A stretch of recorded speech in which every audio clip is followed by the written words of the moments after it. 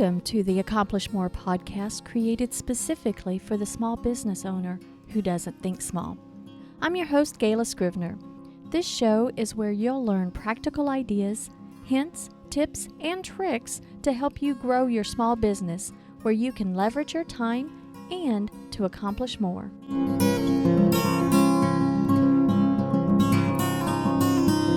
How to let go when things aren't working. Sharon, why do we always think that we can add new things to our life or to our schedule without letting go of something else? Because we don't want to say no. I think so. I think sometimes we have this superhero phobia or something that we think we can do everything, and maybe things don't take as long as we want to, but we have this tendency of always adding new things. I don't know. Maybe our listeners don't have this problem. Then they should just tune out. But you and I have this problem. Yes. Always adding something different to my schedule. Well, have you noticed that there's only so many hours in the day? Yes. Have you noticed that it does not change? And it's not always getting done if I add. Exactly. And but making changes is hard, but saying no, I think, is even harder. Yeah.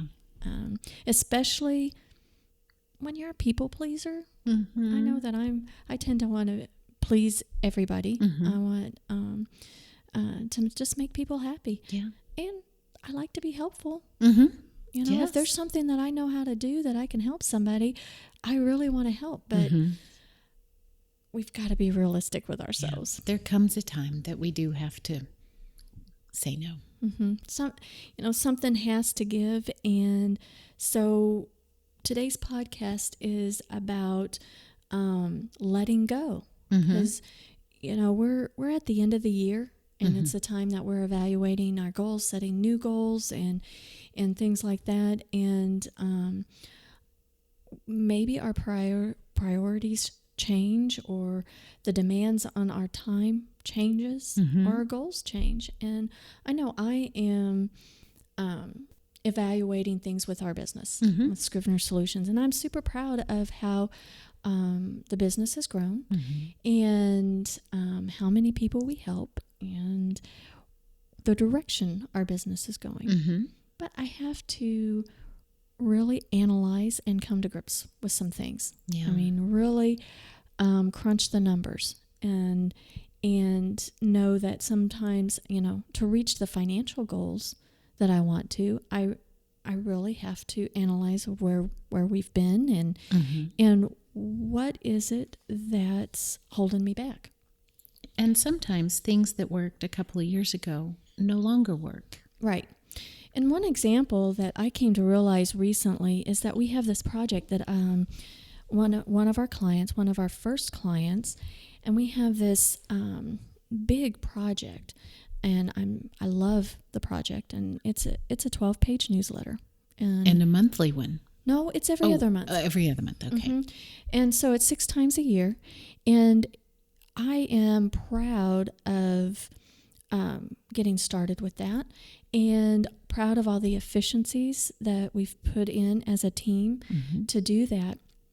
But crunching those numbers, I mean, we are super efficient, but 12 pages to produce this newsletter and create content and design and everything that goes into it, promoting it and digitally promoting it and everything and publishing it, there's a lot of work. And no matter how many efficiencies you put in there, there's the reality that you can equate that project with the time it takes. And I crunched the numbers on that, and even though I like the project, and I do it in the circles of a networking group, so I take part of that. I don't need to necessarily be paid as much for it as maybe I would charge a client for, because I'm trading off some of the promotion of my own business. Yeah. Because in the circles of who I produce that for the networking group, I'm known for that publication, and that helps with my marketing. So there's a part of that is advertising. But when I crunch the numbers and being very conservative on the time it takes, because we use Toggle for our timekeeping, and there are some tasks that I realized that I shouldn't be doing, so I delegated it. And actually, it's more economical that way. And with that, and with the time I spend on it, and Brandy and Norma, there's 3 of us that work on it, I'm losing a lot of money on that. And there's no emotion set to that. I just realized I need to make changes, because I cannot make room for another client with our, to do a project for them. I have to turn away other, because the way that we're structured, and we're not ready to bring on new team members and things like that. I'm at this point, it's like, well, something has to give. And I either need to be paid more for the publication so that it's not so much of a loss. Yeah.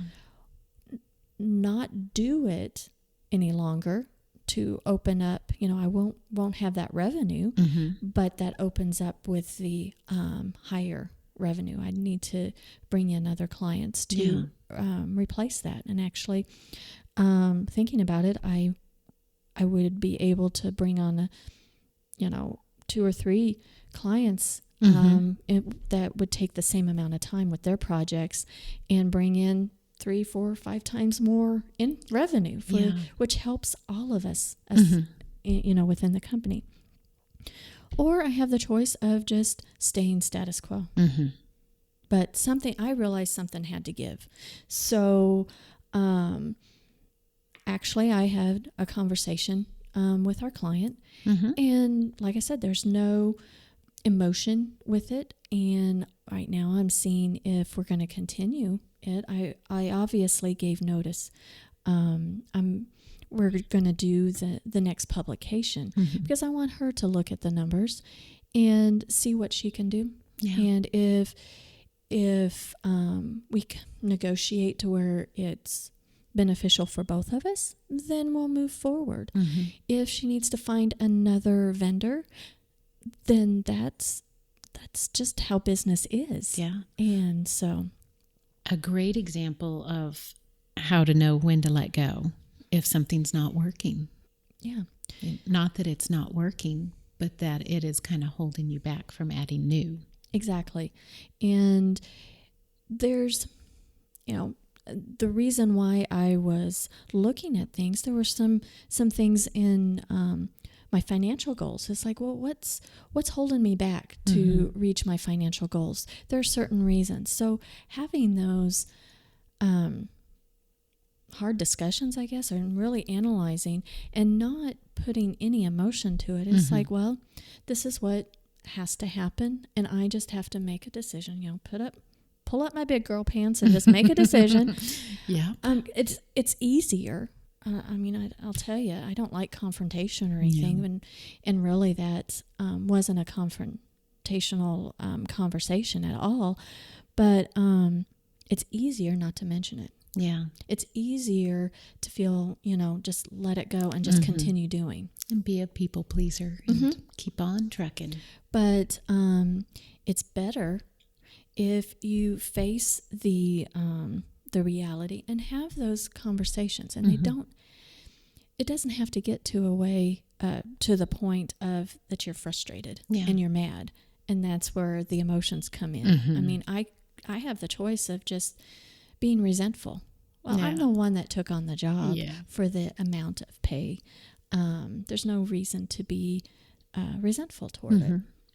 But also just knowing that, hey, if we need to make a change, this is what has to happen. Yeah. So I'd like to go over 3 things today about our time, because ultimately everything that we have to talk about is how do we use our time.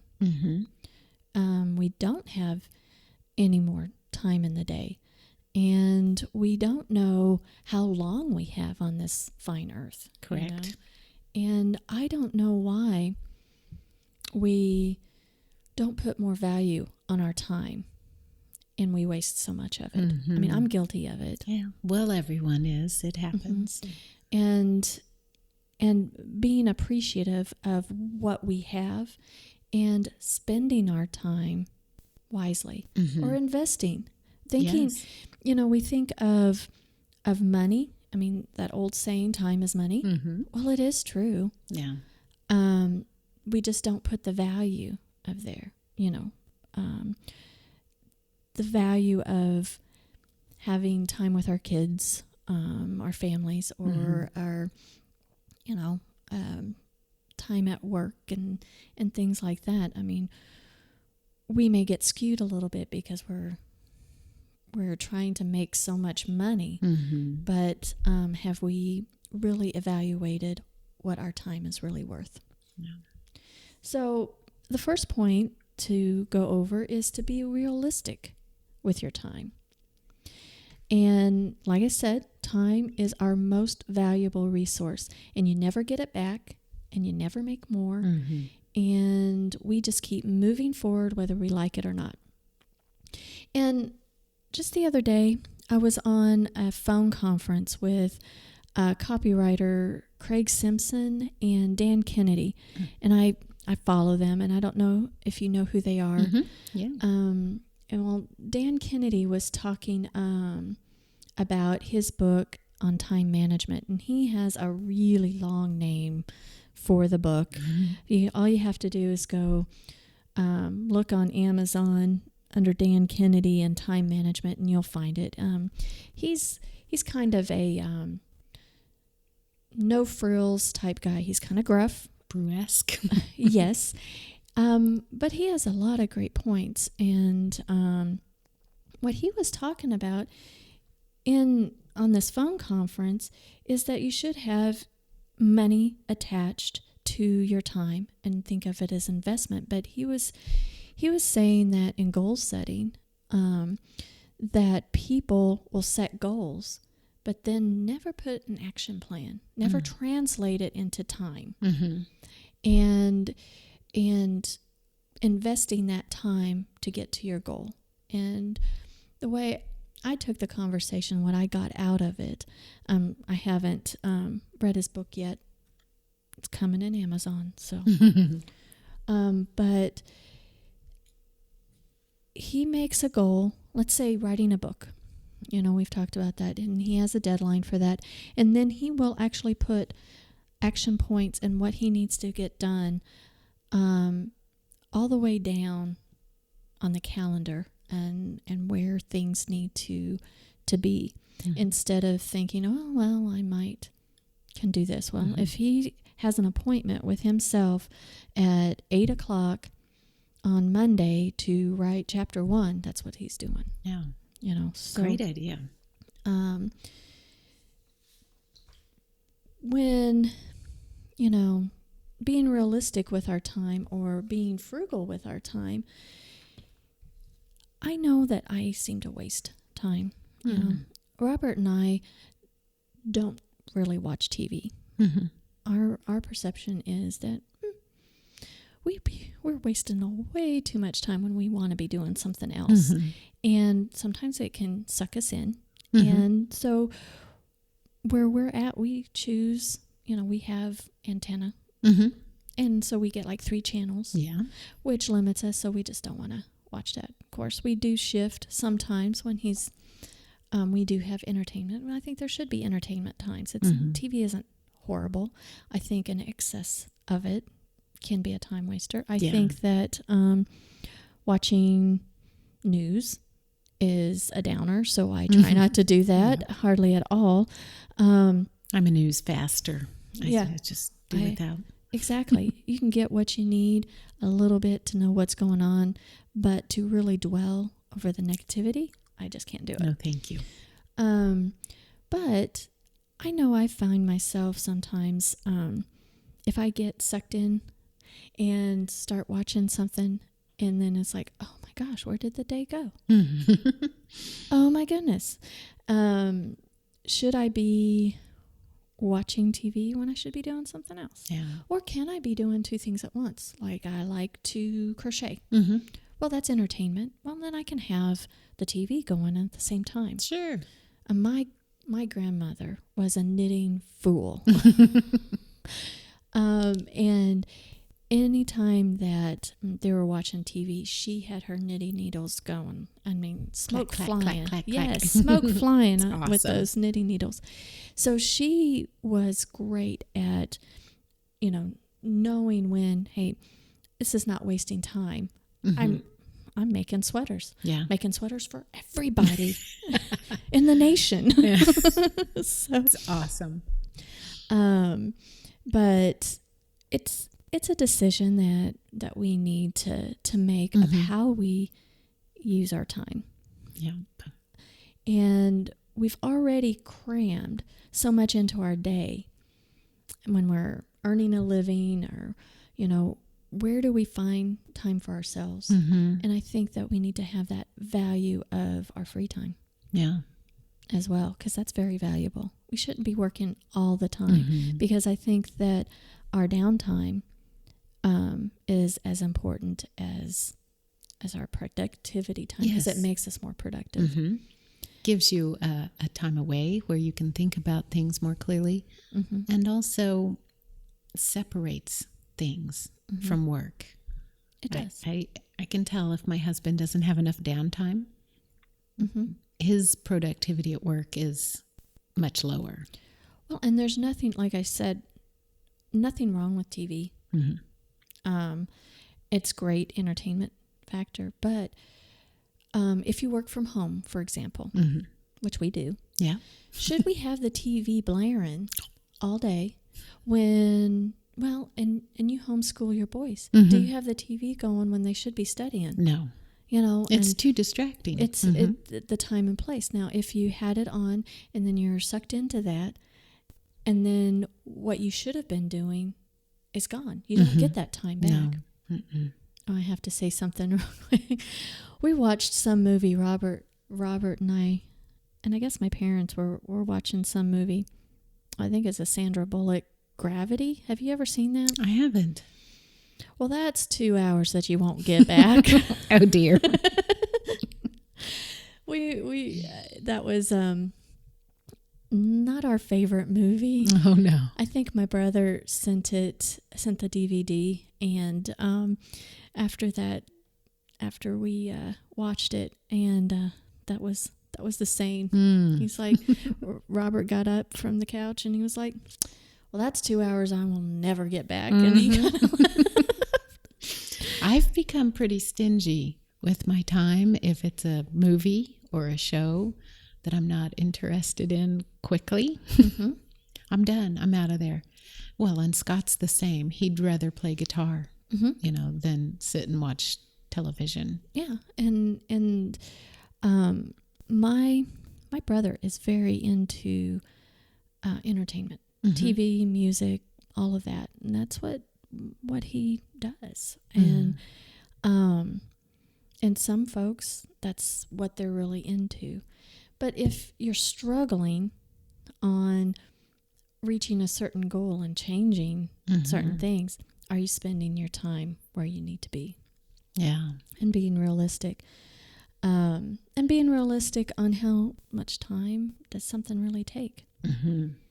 And that's why we had, I use Toggle. It's our time sheet, clocking for you guys as Scrivener employees that you'll use so that you can get paid. But I use it all the time to see if I'm using my time wisely. Yeah.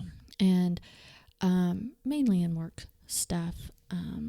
But I even start using it for travel time that I do for work and try to evaluate, because when I translate it into numbers, I'm better able to make decisions of, is this really where I should be spending my time? And in doing that, I have a meeting that I go to. I've been doing it for the last 4 years. It helps with building my business and everything like that. But I need to make changes, because evaluating the time, it's not something that I'm willing to give up. And that's the next point, is evaluate carefully what you'll give up when you say no. And sometimes when we say yes to something else, we're not true to ourselves of what we're actually saying no to. If we say yes to this new, let's go with the example you told me recently. You were offered a job. And if you would have instinctively said yes to that job, knowing, okay, how much that that would bring in income, but then what came to your mind, but it doesn't always come to everybody's mind, but what came to your mind of what you were saying no to, if you said yes to that job and you were there right now? I'd be gone an additional 3 hours a day from my family, because it's not in my town. Drive time would be an hour 15, hour 30 every day, each way. Plus just being gone, an 8-hour shift, a 9-hour shift, whatever is entailed there. Well, you homeschool, so their teacher would be gone. Their teacher would be gone. Their basketball taxi driver for their basketball practice would be gone. It would change my family's life drastically if I took a job outside of my home. And that, what you decided that was the value of your time. I won't get these years back with my boys. And maybe in 6 years, I can look at a new job. But right now, my time is more valuable here with them than being paid a nice salary elsewhere.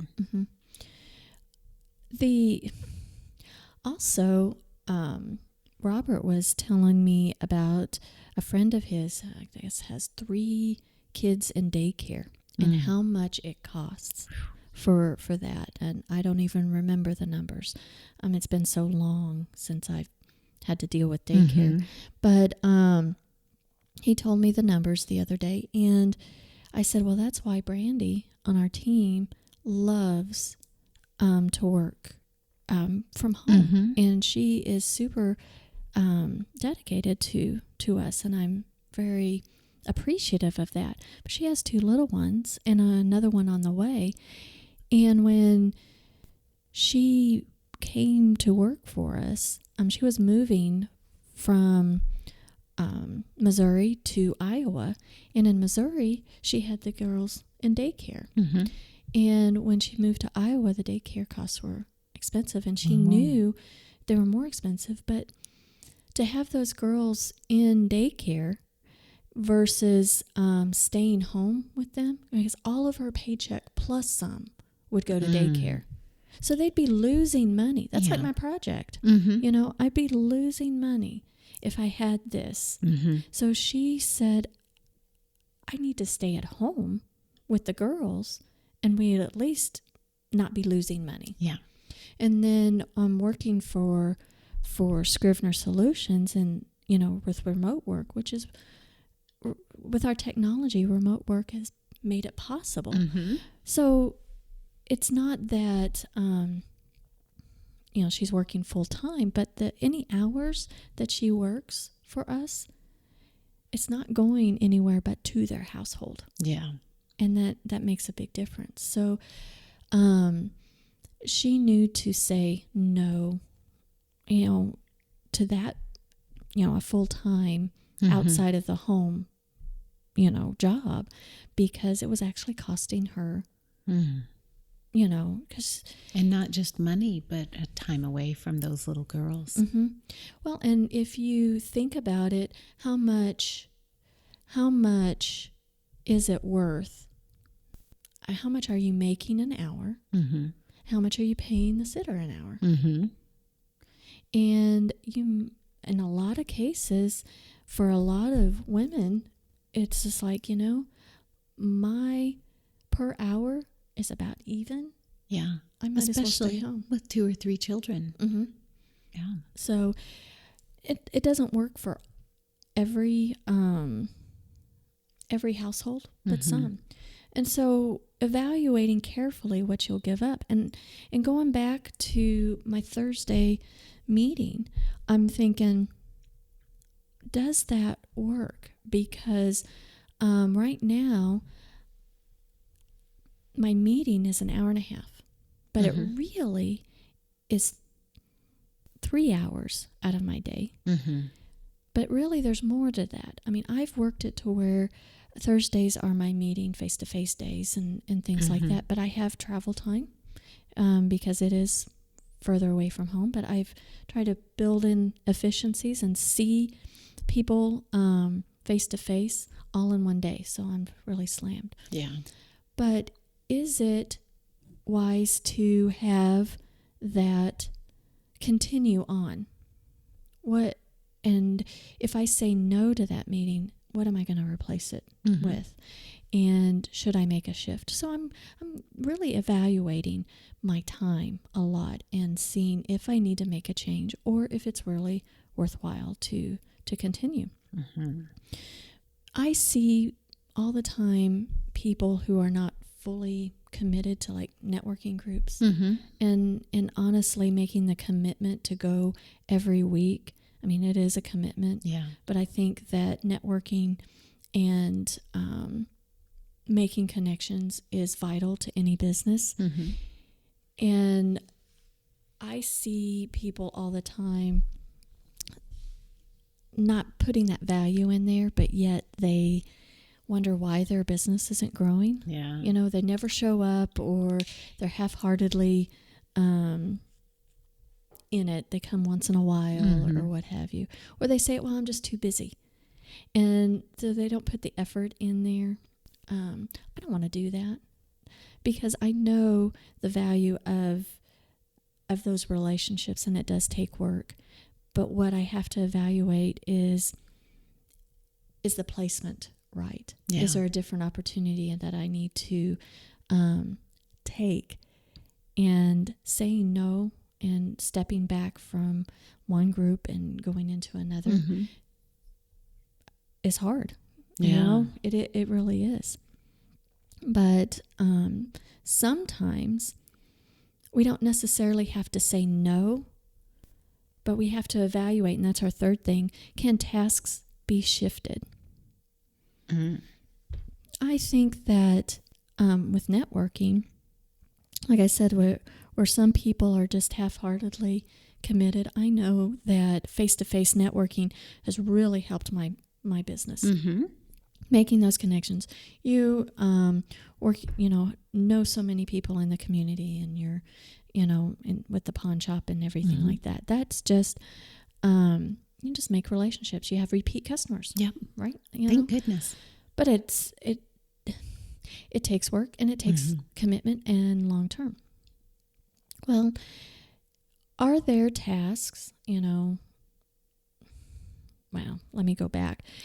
Folks that go to the to my networking groups that aren't all in it, they say, "Oh, well, I just want to sell to you. Well, I don't want to. I don't want to be sold to. I want to buy from you. Yeah, I want a connection. Who can I refer to you? Can I really trust you to take care of the people that I refer to you? And it's, for me, it's more of a long-term type thing. And I see people that say, oh, I'm too busy, that I can't make the commitment. Well, who am I to judge? Maybe they are. But if they quit it altogether, then I see a lot of people say, oh, well, I have no business now. What are you saying yes to if you're saying no to a that networking group? Yeah. Are you feeling it? Because if I were ever to not be with my networking group anymore, I'd need to fill it with something similar. My strategy needs to be to where I'm still networking. Yeah. And it may not be the same day and it may not be the same frequency, but what am I replacing it with? And that's something that only I can do. I'm the one that's building the relationships, and I'm the one that for our business needs to bring the clients in, and that is the job that I'm tasked with. And without the revenue, then our business would not be a business. So in thinking of that, if my number one job in the business is to bring in the customers, bring in the clients, is every job, every task that's entailed in that, should I be doing? And evaluating if this particular task has to be done in order to keep things running smoothly. Should I do it or should I delegate it? Yeah. It would be more economical for me to be using my efforts, my time, my talents on certain things that only I can do versus paying somebody else to do the job. And really, as virtual assistants, our clients have to make that decision every day, and that's why they hire us. They have recognized there are certain tasks that they gladly pay a team of virtual assistants to do because they know that staying in contact and communication with their clients through emails and through social media, through newsletters, all of that would, on a consistent basis, is so important and vital. But what they need to be doing is that more personal touch that only they can do. So they gladly pay us to help them out. And that's what every one of us need to do. And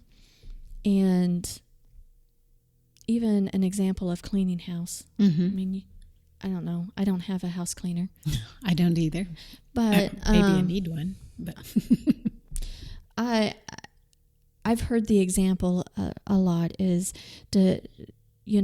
should you be cleaning your own house versus, hiring that out? And it's all within all of us of making that decision. But sometimes on certain tasks, maybe mowing the lawn or whatever, is it something that you should be doing, or is it more economical? Because you could be bringing in more. Your time is more valuable than actually paying somebody to do it. And with social media, social media, I think, is important for any business. And be out there. It is the perfect way to get personal with your customers, your followers, and things like that. But ultimately it's relationship building, right? It is. And the first step in that is to be present. And how do you be present on social media? You got to post something. Post something on a consistent basis. That is the foundation. So many of our clients, or some folks that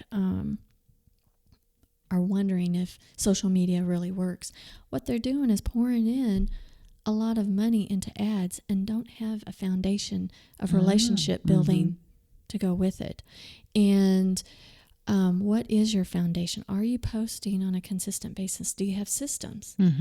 And then when you do pay for advertising and have a place to go, back to, and people can research you better, are you showing out on social media who you are and communicating? Because it's a great way to communicate. But that foundation is actually posting on a consistent basis. Yeah. And I used to do it myself. But you know what happened? I'd get down a rabbit hole. Ooh, look whose baby is born. And instead of spending the 30 minutes to an hour a week posting my my weekly posts or scheduling my weekly posts, to have that foundation, to be present at the schedule, I would just deviate and I'd lose track of time. And whoa, 4 hours later, what did I do? It's worse than TV. Well, that's true, because these are your friends. And, you know, I can do our clients' social media. I don't have that rabbit hole problem. Yeah. Because I'm there for and thinking about them, and I'm thinking about the post itself and getting it scheduled. Yeah. And my mind frame is totally different. So, I don't know, 2 or 3 years ago, I called you up and said, okay, here's the deal. I need you to do my social media. Yay. And when you do my posts for the week, do you get, your time reflects very much of an efficiency, there. So, well, I'm not sucked into your friends on Facebook. There you go. Yeah. I'm able to just do what I need to do for you and get out without chasing any rabbits. And what leaves me is when I have windshield time or downtime and I want to get in there, I'm not worried about what am I going to post in the future. It's already there. I'm able to engage. Good. And engage on my own time. But I see social media as a great tool, but I also see it as a time sucker. It can be. And just like anything can be a time sucker if you don't actually take control over it. And I know some folks that have TV as time suckers, and then they complain, I never get anything done. It's like, well, Those 4 hours after work of watching TV will really suck your time. And making those choices. So we are in the business as virtual assistants of having our clients delegate certain tasks because they've realized that their time is valuable. They know that certain tasks have to be done, and they would gladly pay for us to do the project because they know if they were to do it, it would far outweigh. Now, they may know how to do it and do it well, but should they be doing it? Especially when maybe there's a project only they can do that needs to be done. Exactly. And it's not that you delegate things that you don't like to do, although you hear that a lot, you know. I like to delegate things I don't like to do. But sometimes you have to do things you don't necessarily like to do. Yeah. I'm an introvert. I like my retreat times, but that's how I recharge. I like to be behind the scenes, but as a business owner, am I supposed to be behind the scenes all the time? No. Am I able to bring in revenue for the business if I am hiding behind, things? I've got to get out there and meet new people. And I like people on an individual basis, but boy, I am drained when it comes to big events, or just events. My meeting days that I have scheduled, and I'm meeting people back to back, or I have group meetings or things like that. I'm drained. Do I necessarily like to do it? No, but I can't delegate that to anyone else. But my social media, I can delegate, parts of my bookkeeping, I can delegate.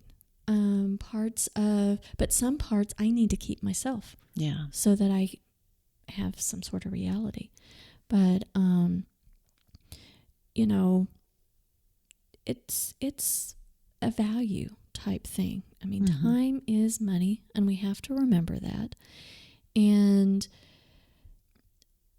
when we first start our business, sometimes we have more time than money, but we have to get out of doing everything ourselves and really make some tough decisions and and making that investment and shifting our thoughts of, hey, it's not an expense, but an investment. And sometimes people will delegate something or think that it's not working or, making that investment, and they're not shifting their time wisely. What are you replacing with that time? Yeah. Delegation only works if you're able to fill it with something that's going to help you grow. And kind of, I guess, scratch that itch to get you closer to your goal. But I know when I was doing my social media, I was doing them on a Sunday because that's where I could fit it. Well, I'm not doing that anymore. I've delegated it to you, but I'm not necessarily doing work things on a Sunday. My time with Robert or family or what have you, that was so important to me that I was taking away from. And having that recharge time during the week, I am much more productive. And I'm still getting things done. And the more I delegate, and then I step back and see how much time I'm actually saving for myself. It's kind of scary. It's awesome. Yay. So I'm going to wrap it up. We need to remember that in order to say yes to something, you have to say no to something else. And it's never easy. And there are so many things that demand our time that only you can make the decision of what takes priority. We need to be realistic with ourselves about our time. We need to assign value to our time, evaluate carefully how we are spending our time, and see if some of the tasks can be shifted. Well, we hope you enjoyed today's show. And if you find the show useful and helpful, we encourage you to subscribe to us on iTunes and let us know your thoughts. You can leave us a comment or always drop us a note at podcast@scrivenersolutions.com. That's podcast@scrivener solutions.com. Until next time, have a fantastic week.